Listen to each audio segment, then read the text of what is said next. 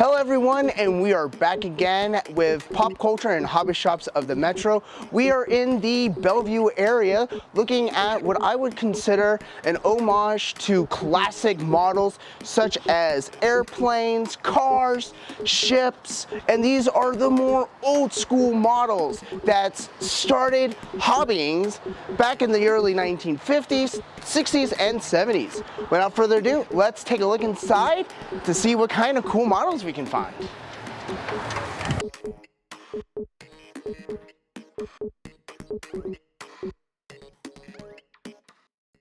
My name is Wesley Weeks. Join me as we visit a variety of pop culture and hobby shops that can be found in the Omaha area that will spark your interest and inner child as we look at the world of plastic models, video games, comic books, trading cards, and beyond. Sit back as we discover pop culture and hobby shops of the Metro.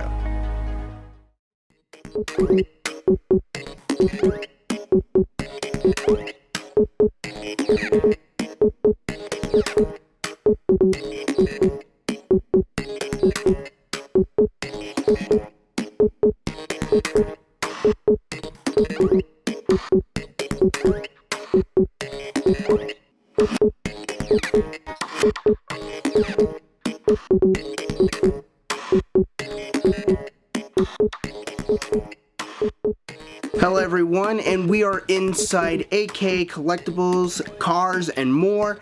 And let's just say they have quite a bit more than what I was expecting. First of all, they have so many car model kits. As you can see right back there, there is a whole wall of just model cars of different, from new, old, and a whole bunch of other custom kinds of ones. We even have some cool little cars over here. We got two old classic muscle cars. We got kind of a stylish new one. And then we even have kind of like deformed, or I like to call like monster hot rod cars, where they're a little bit more distorted, but they're really fun builds because of the animation, cartoony kind of vibe, especially since cartoons were very big back in the 60s. And we even have Hot Wheels of different assortments, from airplanes to actual trucks and stuff. So without further ado, we actually managed to get a chance to sit down with Frank, who owns this wonderful shop. So Frank, can you tell us a little bit about your shop here? Okay, so we do any automotive, primarily automotive collectibles, a little bit of other hobby stuff, but primarily automotive related. So our number one thing is the model kits. We do die cast, we do Hot Wheels, we have military kits, accessories to build your kits better. So a lot of M2s, green light, just anything automotive related. Yeah, I kind of noticed that when I was walking around, and this had so many classic cars, some dating from the 1950s, 60s, and 70s, those cool hot rod cars. It was just really cool just to see all that you actually have, and what actually made you decide to actually go into a business like this. So I grew up with cars, all the time. My dad was a mechanic, had car lots and gas stations. I have two brothers that were mechanics. It was kind of just, I always knew I would do something with cars. I worked in the salvage industry for 28 years, and then I was doing collectibles on the side. And after doing it for several years, I collected up so much stuff that we almost had to open a store just to get the stuff out of our house. So that's kind of where it all came from. Yeah, I kind of see that with the whole cars in the background here. I'm like, that is literally an impressive collection, and that's a unique way. I got so much stuff, I can't have it in my house anymore, so I'm going to sell it. My dad's almost the same with some military airplanes that he has. He almost has like 5 or 6 of of every single Century Series fighter. Getting back into like how you run your stores, like what kind of things do you do? Because you are a kind of like a mom and pop kind of shop. So how do you advertise or get the word out? So a lot of it's word of mouth. Once you have a good experience with somebody, they tend to want to tell their friends.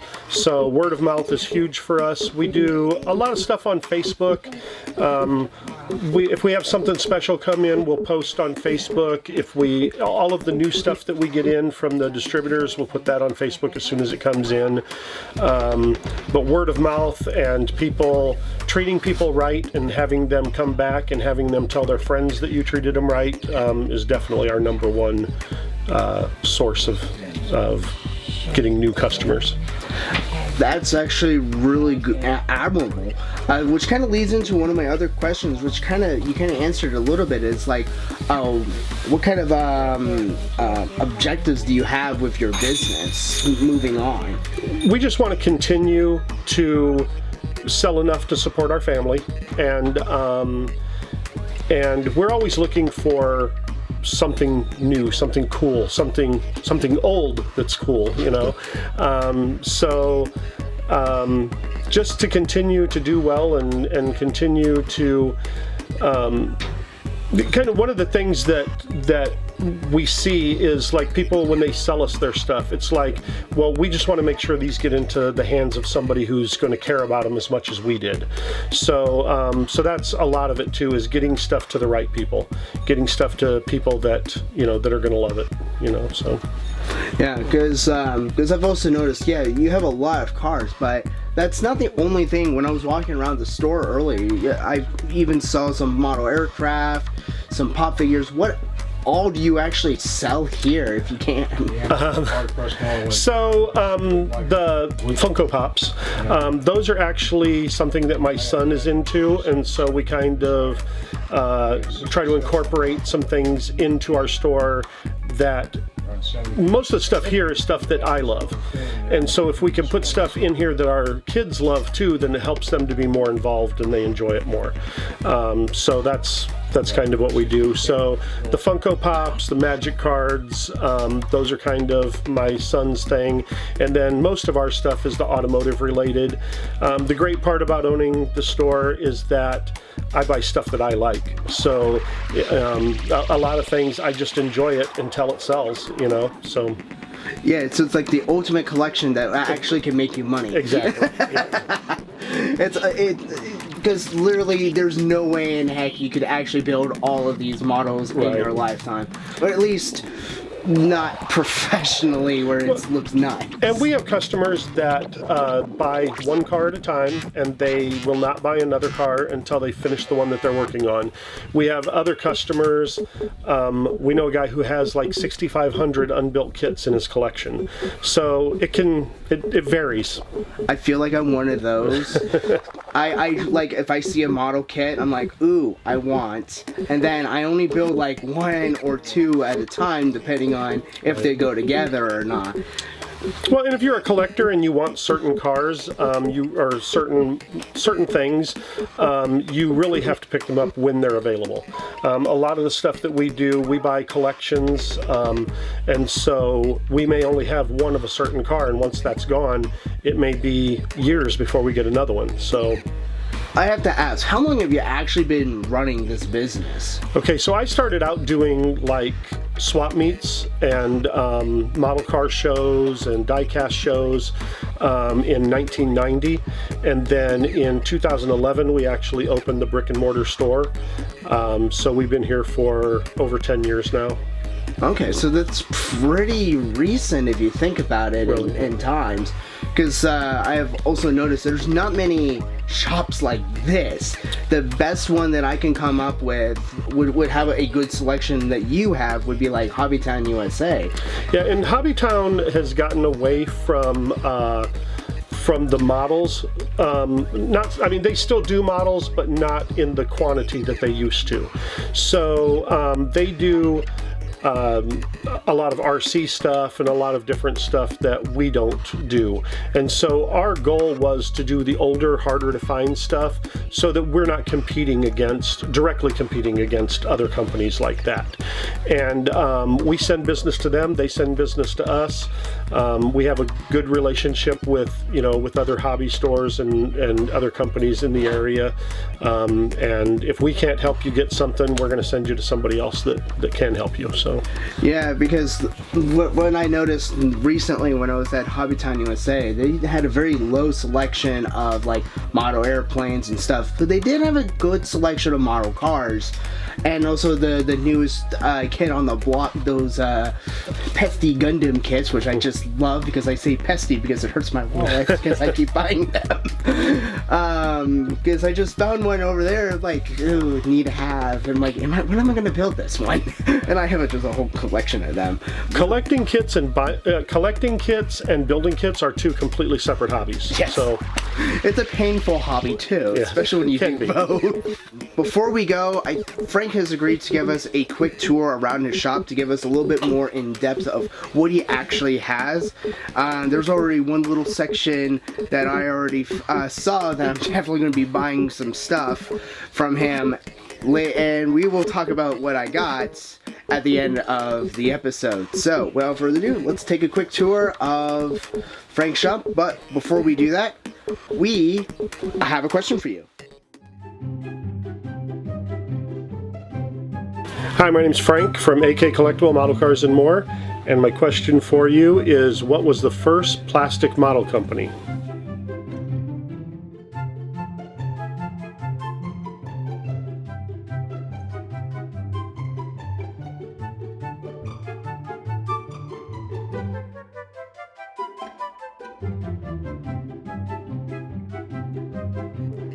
Hi, I'm Frank from AK Collectibles and Model Cars and More, and we're just going to do a little walk around. So right inside the door here we have a bunch of Franklin and Danbury Mint cars. Some of the more expensive, more detailed die cast. Over here we have some more of the Franklin and Danbury Mints and some first gear and different die cast stuff that we have. Behind the counter we have older model kits, lots of Hot Wheels and a few red lines, magic cards, some inexpensive Hot Wheels, glues, large scale kits. This is all of our military section. This is all paints, small scale kits, resin bodies. We have more Hot Wheels and some diorama items, display cases, a little bit of train stuff, mostly HO, G.I. Joes, NASCAR kits. These are all foreign model kits. And then this is our main model area, so these are Mopars, Chevy, Ford, Buicks, Pontiac, lots of semi kits, a little bit of die cast, different sizes. These are all of our new arrival, brand new kits that have just come out recently. Around here we have dealer promos. We're actually kind of stocked up on those right now. We just bought a large collection, so lots of dealer promos to choose from. Hot Wheels, M2, Greenlight, 124 scale die cast. This section is just movie and TV cars. The section behind the counter here they're all parts cars. So a lot of people like to take parts from one kit and use them for another kit. It's called kit bashing. And so this is all just parts that you can use to change your model into what you like it to be. A little bit more die cast over here, some Hot Wheels. We carry a couple of the trade magazines, NASCAR collectibles, different NASCAR and other die cast. This section is all of our other racing type cars. So there's NHRA or some older vintage NASCAR stuff. And other IMSA and IndyCar racing. We do a little bit of slot car stuff still. We used to have a track, so we had, this used to be a lot bigger, but kind of downsized it. More Hot Wheels, Funko Pops. These are all parts that you can use to detail your model cars. A few cheap t-shirts.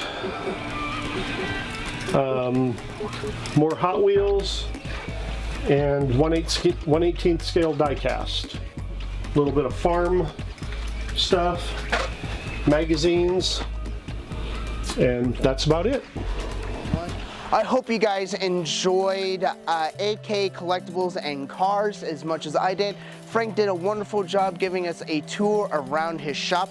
I even managed to find a couple of things to help out with my modeling, such as getting a thinner for my models, and these are actual brand new to the US market, and so far this is the only place I can actually find an assortment of these colors, which come in these cute little cubes. They're just so adorable, and I ended up getting a whole plethora of these, just a whole bag full. So until next time, I will see you guys in the next episode as we look at hobby shops and pop culture of the Metro. Until next time, see you later. I finally get to try out these new paints that I've been looking forward to from Revell. Though I feel like I'm forgetting to do something. Might not have been that important.